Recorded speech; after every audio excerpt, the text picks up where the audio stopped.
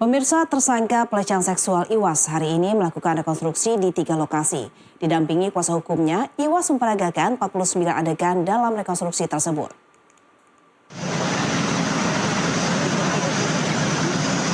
Di Treskrimum Polda NTB Rabu 11 Desember menggelar rekonstruksi kasus pelecehan seksual yang dilakukan oleh Iwas alias Agus.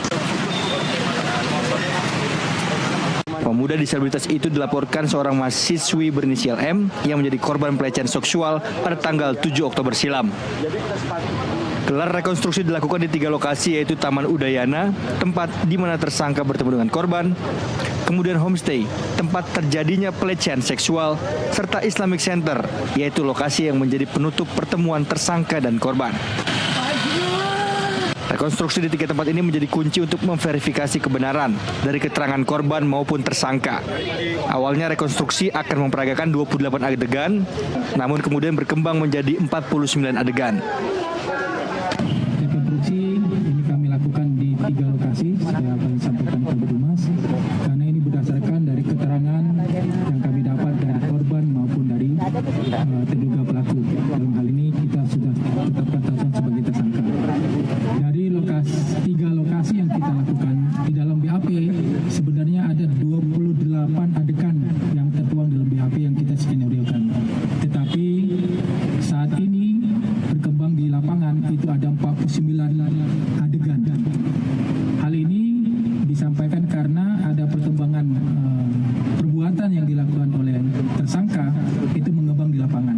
Ini kami laksanakan, kenapa? Karena kami mengakomodir keterangan-keterangan yang diberikan oleh tersangka dan perbuatan yang dilakukan di 3 TKP.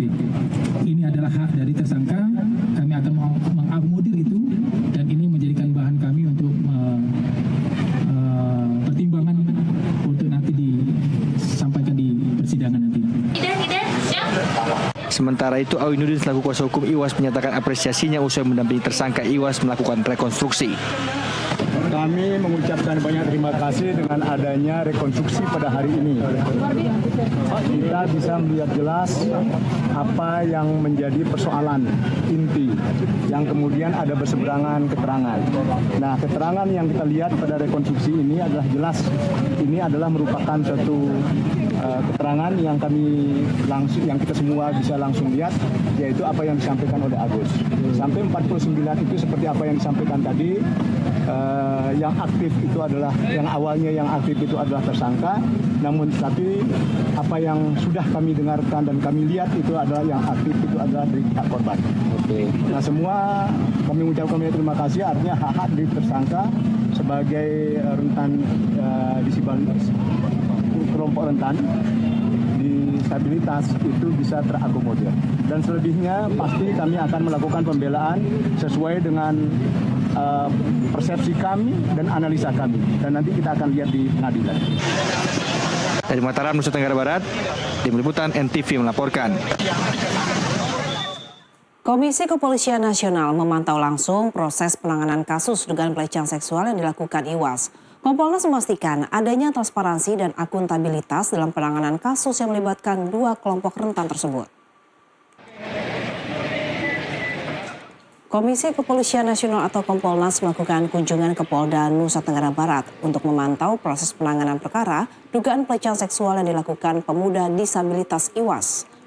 Anggota Kompolnas Irjen Pol Ida Utari Purnamasari mengatakan kehadirannya adalah untuk melakukan pengawasan terhadap proses penyidikan agar berjalan sesuai dengan prosedur yang diamanatkan dalam KUHP maupun UU TPKS. Bersama tim hari ini datang ke Polda NTB dalam rangka melakukan pengawasan terhadap penanganan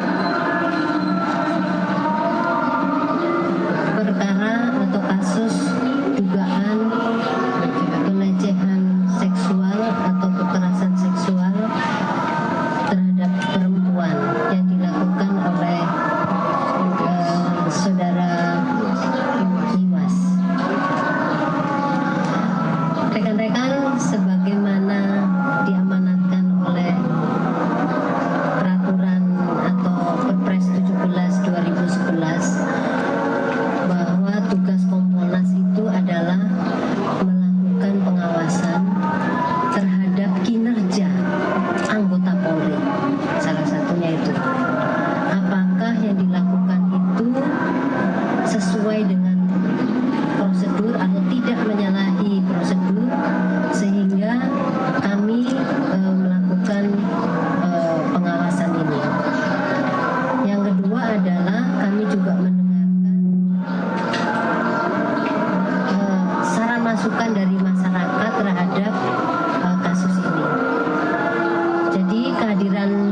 saya bersama tim dari Kompolnas adalah memastikan bahwa Pemirsa, di media sosial, seorang wanita mengutarakan isi hatinya saat hampir menjadi korban dari Iwayan Agus Suwartama atau Iwas, tersangka pelecehan seksual di Mataram, Nusa Tenggara Barat.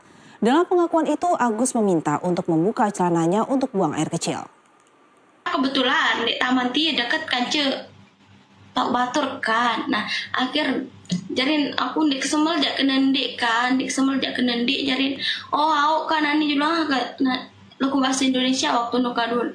Ingat ke ni arak bukti nah. Ingat ke ni yang kenu ya surun aku telepon mak disuruh aku telepon mak coba cek mak antien den sekomplotan non kancana kan. Senjuru aku telepon mak meniunin. Aku sih keteleponan mak pokok. Ingat ke pokok yang kenu indah chat kalau gue lupa.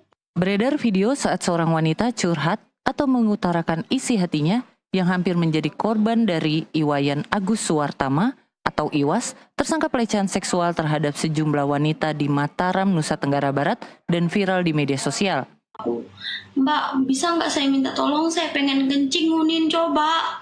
Padahal leno tuh aku irame dengan taman nu kembe aku aku lain indeng tulang. Padahal itu mama kena kembe dek cuma mama lain no kembe aku lain sanine.